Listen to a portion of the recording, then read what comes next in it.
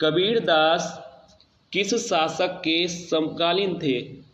देखिए, सबसे पहला ही प्रश्न महत्वपूर्ण प्रश्न है कि कबीर दास किस शासक के समकालीन थे। Option A Sikandar Lodi, B Akbar, C Shershah Suri या ऑप्शन डी अलाउद्दीन खिलजी। तो कबीर दास जो है किस शासक के समकालीन थे? तो चार ऑप्शन यहाँ पर दिए गए हैं। पहला ही प्रश्न काफी ज्यादा महत्वपूर्ण है, तो याद रखिएगा इस प्रश्न का जो राइट आंसर है कबीर दास सिकंदर लोदी शासक के समकालीन थे। यहाँ पर पहला ही ऑप्शन यहाँ पर सही हो जाएगा, सिकंदर लोदी। याद रखिएगा कबीर दास किस शासक के समकालीन थे? सिकंदर लोदी के। काफी महत्वपूर्ण प्रश्न है, पहले ही मैं स्टार बना दूं इस पे। अच्छा प्रश्न है, एग्जाम में आपसे पूछा जा सकता है, तो याद रखिएगा कबीर दास सिकंदर लोदी शासक के समकालीन थे। अब देखिए इसके बाद अगला प्रश्न दिया गया है। देखिए अगला प्रश्न है, कबीर ग्रंथावली नाम से कबीर की रचनाओं का संपादन किसने किया था? कबीर ग्रंथावली नाम से कबीर की रचनाओं का संपादन किसने किया था? ऑप्शन ए श्याम सुंदर दास ने, या ऑप्शन बी हजारी प्रसाद द्विवेदी ने, आचार्य रामचंद्र शुक्ल ने, या ऑप्शन डी रामधारी सिंह दिनकर ने। तो देखिए इस प्रश्न का जो राइट आंसर होगा कि कबीर ग्रंथावली नाम से जो संपादन किया था, ऑप्शन ए श्याम सुंदर दास ने। याद रखिएगा पहला ही ऑप्शन यहाँ पर राइट हो जाएगा, श्याम सुंदर दास ने कबीर ग्रंथावली नाम से कबीर की रचनाओं का संपादन किया था। अब इसके बाद देखिए अगला प्रश्न दिया गया है। देखिए अगला प्रश्न है, कबीर दास का जन्म कहाँ हुआ था?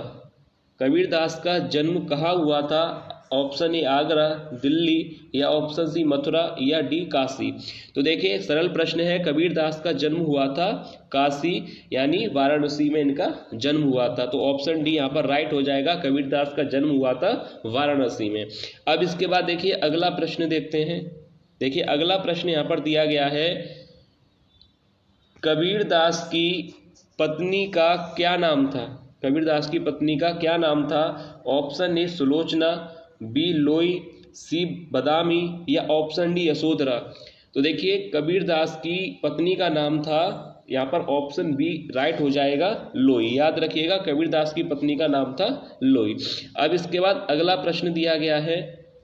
देखिए अगला प्रश्न है, कबीर दास की भाषा को सदुक्कड़ी भाषा किसने कहा था? देखिए यहाँ पर प्रश्न काफी महत्वपूर्ण है कि कबीर दास की भाषा को सदुक्कड़ी भाषा किसने कहा था?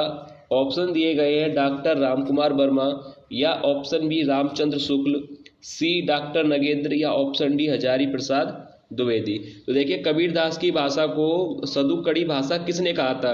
तो इस प्रश्न का जो राइट आंसर होगा वो आपको बता दूं, यहाँ पर ऑप्शन बी सही हो जाएगा, आचार्य रामचंद्र शुक्ल।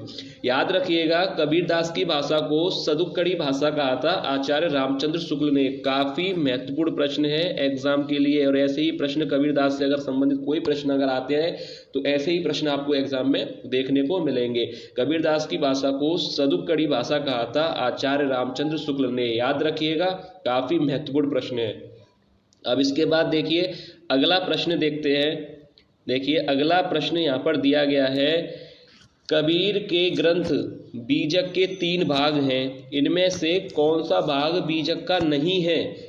कबीर के ग्रंथ के बीजक के 3 भाग हैं, इसमें से कौन सा भाग बीजक का नहीं है? यानी शबद, रमैनी, साखी या पद। तो इसमें से कौन सा भाग है जो बीजक का नहीं है? काफी सरल प्रश्न है, ऑप्शन डी यहाँ पर सही हो जाएगा, पद। याद रखिएगा ये तीनों ही भाग बीजक के हैं, यहाँ पर ऑप्शन डी सही हो जाएगा, पद जो है बीजक का भाग नहीं है।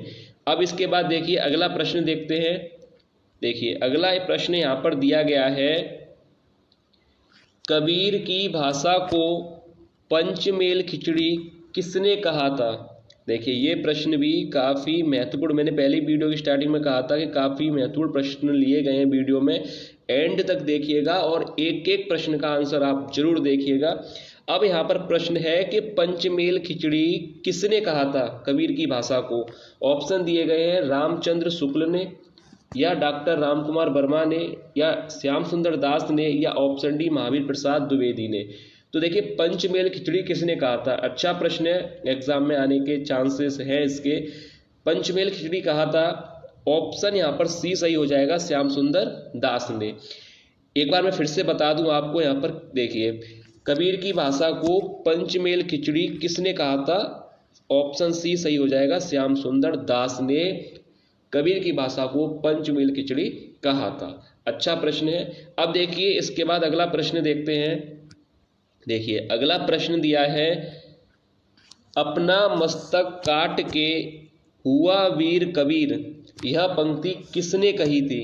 अपना मस्तक काट के हुआ वीर कबीर, यह पंक्ति किसने कही थी? कबीरदास ने, दादू दयाल ने, रज्जब ने या धर्मदास ने?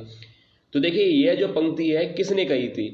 अपना मस्तक काट के हुआ वीर कबीर, ये जो पंक्ति है कही थी दादू दयाल ने, यानी ऑप्शन बी यहाँ पर राइट हो जाएगा। दादू दयाल ने कही थी ये पंक्ति कि अपना मस्तक काट के हुआ वीर कबीर। याद रखिए अगर ये पंक्ति आती है तो राइट आंसर हो जाएगा दादू दयाल, यानी दादू दयाल ने यह पंक्ति कही थी, यानी यह कथन उन्हीं का है, दादू दयाल का।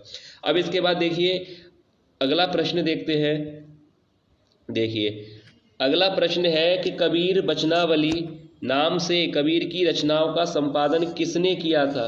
कबीर वचनावली नाम से कबीर की रचनाओं का संपादन किसने किया था?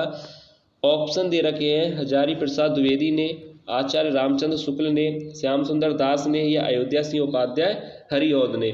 तो कबीर वचनावली नाम से कबीर की रचनाओं का जो संपादन है वह किसने किया था? तो यहाँ पर ऑप्शन सही हो जाएगा डी, अयोध्या सिंह उपाध्याय हरिऔध ने। यह भी प्रश्न काफी महत्वपूर्ण प्रश्न है एग्जाम के लिए कि कबीर वचनावली नाम से कबीर की रचनाओं का संपादन अयोध्या सिंह उपाध्याय हरिऔध ने किया था, याद रखिएगा। अब इसके बाद देखिए अगला प्रश्न देखते हैं। देखिए अगला प्रश्न दिया गया है, कबीरदास किसके शिष्य थे? कबीरदास किसके शिष्य थे, यानी इनके गुरु कौन थे? शंकराचार्य थे या रामानंद थे या बल्लवाचार्य थे या भट्टाचार्य थे? तो देखिए कबीरदास किसके शिष्य थे? ऑप्शन बी राइट हो जाएगा, रामानंद। याद रखिएगा कबीरदास किसके शिष्य थे? रामानंद के, या कबीरदास के गुरु का नाम क्या था? रामानंद। याद रखिएगा रामानंद जो है कबीरदास के गुरु का नाम था और कबीरदास इनके शिष्य थे। अब इसके बाद अगला प्रश्न देखते हैं। देखिए अगला प्रश्न दिया गया है, बीजक के किस भाग में कबीर के दोहों का संकलन है? बीजक के किस भाग में कबीर के दोहों का संकलन है? रमैनी में है, साखी में है, शबद में है या इनमें से कोई नहीं? तो देखिए किस में कबीर के दोहों का संकलन है? तो ये प्रश्न अच्छा प्रश्न है कि कबीर के दोहों का संकलन। तो इस प्रश्न का जो राइट आंसर है ऑप्शन बी यानी साखी। कबीर के दोहों का जो संकलन है वह साखी में है, याद रखिएगा। अब इसके बाद अगला प्रश्न देखते हैं। देखिए अगला प्रश्न दिया गया है, बीजक के किस भाग में कबीर के पदों का संकलन है? देखिए दोनों प्रश्न थे, कबीर के दोहों का संकलन, यहाँ पर है कबीर के पदों का संकलन। अलग अलग प्रश्न है, आंसर भी अलग है। कबीर के पदों का संकलन है, रमैनी है, साखी में है या शबद में है? तो देखिए इस प्रश्न का जो राइट आंसर है यानी कबीर के पदों का संकलन है शबद में, यानी ऑप्शन सी यहाँ पर राइट हो जाएगा, शबद। कबीर के पदों का संकलन है शबद में। अब इसके बाद अगला प्रश्न देखते हैं। देखिए अगला प्रश्न यहाँ पर दिया गया है, कबीर वाणी के डिक्टेटर थे, यह कथन है। कबीर वाणी के डिक्टेटर थे, यह कथन किसका है? हजारी प्रसाद द्विवेदी का या रामचंद्र शुक्ल का, रामधानी सिंह दिनकर का या नंद दुलारे वाजपेयी का? तो देखिए ये भी अच्छा प्रश्न है, काफी महत्वपूर्ण प्रश्न है एग्जाम में। ये भी प्रश्न एग्जाम के लिए काफी महत्वपूर्ण है। कबीर वाणी के डिक्टेटर थे, तो देखिए 4 ऑप्शन है, इसमें से राइट आंसर हो जाएगा ऑप्शन ए, हजारी प्रसाद द्विवेदी। याद रखिएगा कबीर वाणी के डिक्टेटर थे, यह कथन दिया था हजारी प्रसाद द्विवेदी ने। अब इसके बाद देखिए अगला प्रश्न देखते हैं।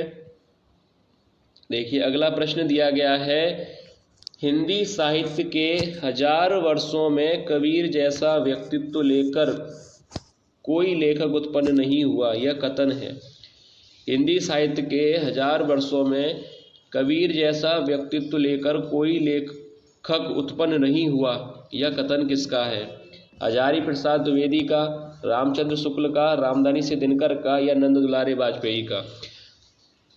तो देखिए यह जो कथन दिया था कि हिंदी साहित्य के 1000 वर्षों में कबीर जैसा व्यक्तित्व लेकर कोई लेखक उत्पन्न नहीं हुआ, यह बात कही थी, यानी यह कथन है हजारी प्रसाद द्विवेदी का, यानी ऑप्शन ए राइट हो जाएगा। हजारी प्रसाद द्विवेदी ने ही यह कथन दिया है। और पहला कथन भी जो था कबीर बाड़ी के डिक्टेटर हैं, वह भी कथन हजारी प्रसाद द्विवेदी ने ही दिया था। और इस प्रश्न का भी जो राइट आंसर है हजारी प्रसाद द्विवेदी। अब इसके बाद देखिए अगला प्रश्न देखते हैं। अगला प्रश्न दिया गया है, अगला प्रश्न है जो कि आज की वीडियो का लास्ट प्रश्न है, कबीर दास की मृत्यु कहाँ हुई? ऑप्शन ए मगहर बस्ती, या ऑप्शन बी काशी, सी दिल्ली, या ऑप्शन डी जयपुर। तो देखिए कबीर दास की मृत्यु कहाँ हुई थी? तो यहाँ पर इस प्रश्न का जो राइट आंसर हो जाएगा ऑप्शन ए मगहर में उनकी मृत्यु हुई थी। और जन्म उनका कहाँ हुआ था? काशी में। ये दोनों प्रश्न आपको पता होना चाहिए कि कबीर दास का जन्म कहाँ हुआ था? वाराणसी में हुआ था। और मृत्यु कहाँ हुई थी? मगहर में।